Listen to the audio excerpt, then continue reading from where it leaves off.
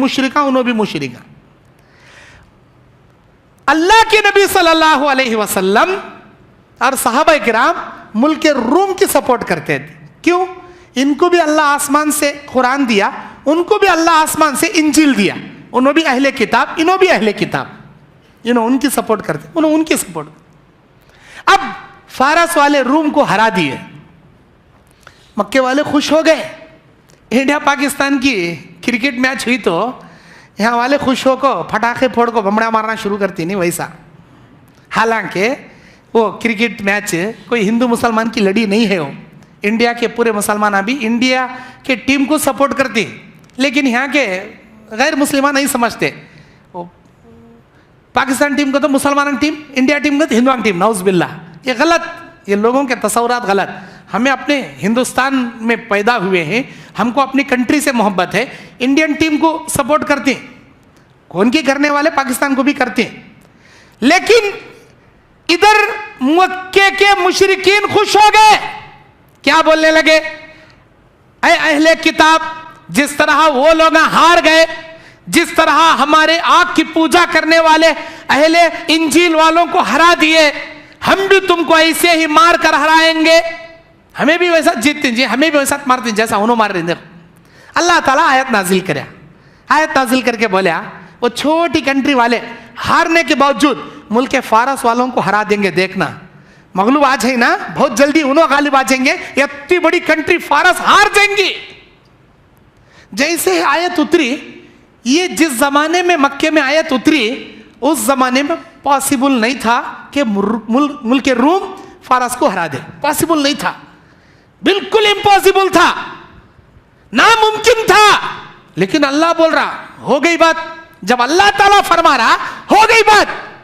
अल्लाह ताला तिनके को पूरी दुनिया को हराने लगा, बोले हराने लगा। बात अल्लाह की कुदरत, एक तिनके से पूरी दुनिया को हरा। बोले अरे मच्छरां की फौज से अब नमरूद बादशाह के बड़े बड़े लश्कर को मिलियामेट करके रख डाला, अबाबिल परिंदों के चोंचों से, पंजों से मामूली कंकरे अब्राहा बादशाह के जंगली हाथियों के लश्कर को तहस नहस कर डाला। ये क्या चीज जी अल्लाह की कुदरत के सामने? अल्लाह बोला तो हो गई बात। जब अल्लाह आयत नाजिल कर दिया, अबू बकर सिद्दीक रज़ियल्लाहु ताला अन्हु ये आयत पढ़कर सुनाए। अबू जहल को अंदर से गुस्सा आ गया, ऐसा कैसा होता? मुल्क रूम वाले फारस को हराती, इतनी छोटी कंट्री वाले इतनी बड़ी कंट्री वाले खिलाती, ना मुमकिन। हराती का तो हराती जी, हारती का तो हारता फारस, मुल्क रूम जीतता। ए नहीं हारते जी, बेट लगाती तुम्हें, तुम बेट लगा लो। इस्लाम में बेट लगाना जायज नहीं, इस्लाम में बेट लगाना जायज नहीं। एक तरफ से कोई आदमी अपनी जानिब से शर्त तय कर को कुछ देना चाह रहा, ले लो। दो तरफ से बेट लगाना जायज नहीं। एक तरफ से कोई आदमी अपनी जानिब से शर्त में कुछ रखना चाह रहा, ले लो। जैसे अबू जहल, नामुमकिन, ऐसा हो ही नहीं सकता, ऐसा होता। अबू बकर सिद्दीक बोल रही, क्योंकि उनको एतबार है अल्लाह की जात पे। अल्लाह फरमाना बोले तो अल्लाह जिताता। ए नहीं होता जी, ऐसा क्या तो भी हुआ, मैं तुम ना 50 ऊंटा दे दो, 50 ऊंटा बेट में दे दो, ऐसा क्या तो हुआ तो। ये जरूर, कब तक होता? 5 साल में होता, तुम्हें देखना। नबी के पास आकर बोले, अल्लाह के नबी बोले, जब अल्लाह फरमा रहा तो बेशक अल्लाह जिताता, 50 ऊंटा आ रही। एक काम करो, फी बिज़अ सिनीन से मुराद 9 साल तक को बोलते हैं, तुम्हें मुद्दत जरा बढ़ा लो, ऊंटा भी बढ़ा लो। कहीं का तो हमें फलटक देने का क्या भी नहीं, खाली लेने का रहने का, बढ़ा लो, खूब बढ़ा लो। अबू जहल को बात जाग बोले, देख बा तू 50 बोल रहा ना, फकीर क्या तू, इतना बड़ा सरदार हो को खाली 50 देता? रे हारती का था तेरे, कितनी लगाना? अभी ज्यादा लगा, दम रहे अभी ज्यादा लगा, देखेंगे। 100 ऊंटा यथाच क्या फकीर गंगा की अभी लगा रहे। ऐसा बोल बोल बोल बोल को 1000 ऊंटा लगा डाले। कहीं का तो खाली लेने का ना रहने का, फटक देने का है नहीं क्या भी। अल्लाह ताला 90वें साल छोटी कंट्री मुल्क रूम को मुल्क फारस वालों पर गालिब कर दिया, हरा डाले फारस वालों। इधर से 1000 ऊंटा रोले रोले दिया इन्हें। तुमने कैसा मालूम हुआ? रे करेक्ट बोली ना, अल्लाह कुरान में बोला तो हो गया, लाने का लाना, काट लेने का काट लेना। शर्त इस्लाम में जायज़ नहीं। आजकल ये IPL क्रिकेट कहते हैं, ये कबड्डी मैच कहते हैं, इसमें बेट लगाती नौजवाना, ये जायज़ नहीं, हराम है। दोनों तरफ से, हारा तो इन्हें देना, जीत्या तो उन्हें देना, ये जायज़ नहीं। एक तरफ से उन्हें लगाना चाह रहा, काट लो तुम्हें चुपके, तुम्हें फलटक देने का नहीं रहना, तुम्हें फलटक देने का रहा तो शर्त बोलती है इसे बेट, वो जायज़ नहीं।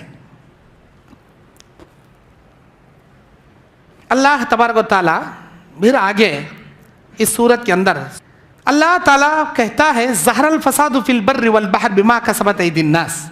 ज़मीन में, समंदरों में जितने भी फितने फसाद होते हैं, ऐ इंसानों, ऐ जिन्नातों, तुम्हारे हाथों की करतूतों की वजह से होते हैं। ये तुम्हारे हाथों का करतूत जी है, जो भी फितने होते ना तुम्हारे गलतियों की वजह से। आज हिंदुस्तान के हालात ख़राब हैं, आज हिंदुस्तान के हालात ख़राब हैं, आज दुनिया की हालत ख़राब है।